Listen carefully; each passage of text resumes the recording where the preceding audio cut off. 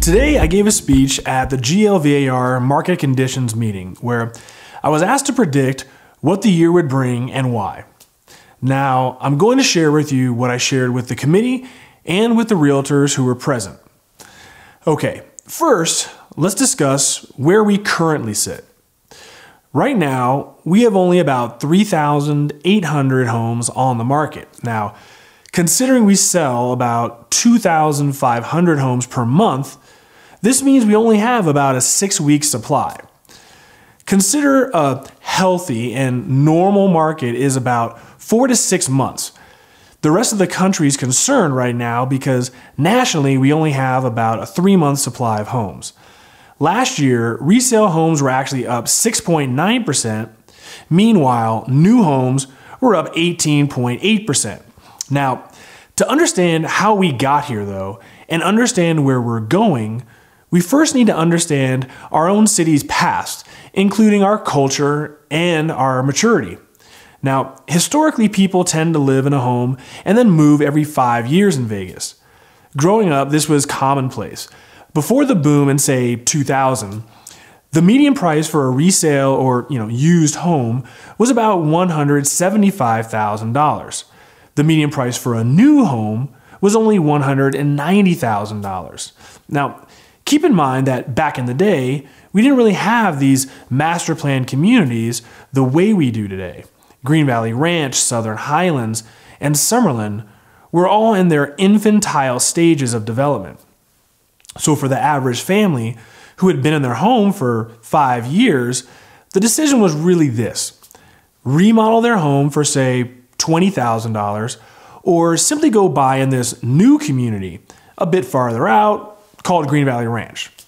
For a tiny bit more than a remodel would cost, they could purchase a new home in a nicer and newer community. Now, 5 years later, they could move over to, say, Seven Hills for a larger home for only, say, $40,000 more. For only a couple $100 a month, people could afford to move every 5 years and live in a brand new home. It never really made sense to remodel since the older neighborhoods tended to get left behind as we built these master plan communities we know today.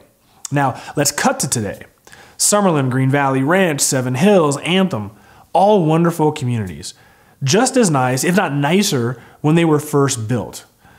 Sure, you can live in Inspirada, which is new, but is it really better than Green Valley Ranch or Seven Hills or Anthem? No, not really. In some cases, not even at all. Where's the next Summerlin going to be built? Answer is it's not. There won't ever be a new Summerlin. Where are you going to find 22,500 acres in this town? It just simply does not exist. Now, the median price for a resale home is $265,000, but the median price for a new home is $380,000. It's now at least over $100,000 more for a new home. In areas like Summerlin, the gap can easily jump to $300,000+. So if you're a normal person looking to spend about, the median price of $265,000, guess what? Builders don't build homes for you. The cheapest new home in Summerlin is going to run you over $400,000 just to get into Summerlin. So good luck finding a new home anywhere for $265,000. It just doesn't really exist.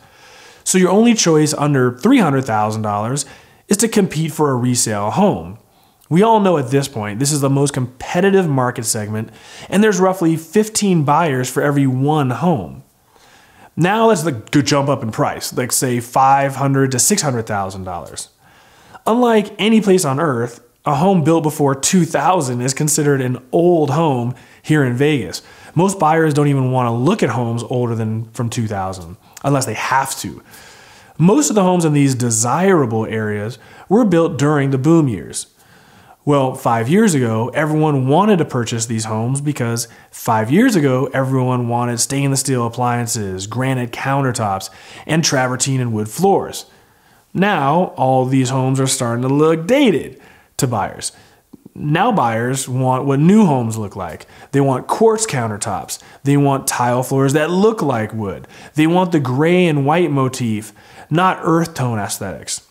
So many buyers that can afford, say, $500,000 find themselves dissatisfied and spending $600,000 instead on a brand new home. Smaller than what they could have had, and without a pool and without a backyard. This is also why new homes are up 18.8% and resale homes are up only 6.9%. Now let's get back to inventory. Economics 101 dictates that if demand is high and supply is low, then prices must increase. This is just basic 101 stuff here. Well, we have no inventory anymore. So how do you create inventory? The answer is simple. Create sellers. So the question is, why are people not even selling then? What will it take to get these people to sell? Here's the problem. Back in the day, there was a small barrier to entry and a small opportunity cost to purchasing a new home and selling your old home. For roughly the price of a simple remodel, you could trade up to a brand new home, like we discussed. That's simply not true today. If you live in Summerlin, Anthem, Green Valley Ranch, or any of these master plan communities, you don't have much reason to move, right? Is that new neighborhood any better than the one you live in right now? No. In some cases, the older neighborhoods actually are more desirable since they have grass and mature trees. Maybe your current home is in a more desirable location since you're close to everything that you already do. This is what typically occurs in most cities over time. Then let's look at the economics of this. Let's say you live in a $500,000, 3,000 plus square foot home in Summerlin. That same new home with lot premium and upgrades are going to run you almost $800,000. Now add a backyard and a pool, and let's just conservatively say $850,000 is where you sit. Forget about the cost of selling your old home even. To move into a new version of the home that you currently live in is going to cost you about $350,000 more. Every seller has to ask themselves, is it worth spending $350,000 more for the same size home with the same 3-car garage 1 mile away in the same damn community? Or should we maybe spend $50,000 to redo the floors, kitchen, and master bathroom? For the majority of these potential sellers out there, the answer is simply just stay put and remodel the house. So how do you motivate these guys to finally sell their house? Well, we've already established that there are hardly any homes on the market to sell. Now that inventory is critically low, we've also established that prices must rise based on our economic model. As resale home prices rise, the relationship between new and resale homes becomes smaller.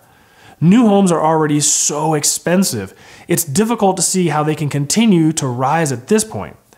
As you close the gap between new and resale homes, more sellers will be willing to put their home on the market. For an extra $600 or $1,000 a month, many sellers will actually simply elect to just go ahead and purchase a brand new home instead. Since their old neighborhood is still comparable to the new ones, there's always going to be buyers willing to purchase their old home for a variety of reasons. So to conclude, my assessment is that after seeing a 15% increase in home values for 2017, I actually do believe that going into 2018 with only 2/3 of the same inventory we had last year, it's not a stretch to imagine a 20% increase this year. With that sudden increase in resale value, many sellers will actually be able to purchase a new home since the opportunity cost will now be much lower. Well, thank you for watching. If you like this video, then please click on the subscribe button for my monthly update videos and special news segments like this. Have a wonderful 2018, everyone.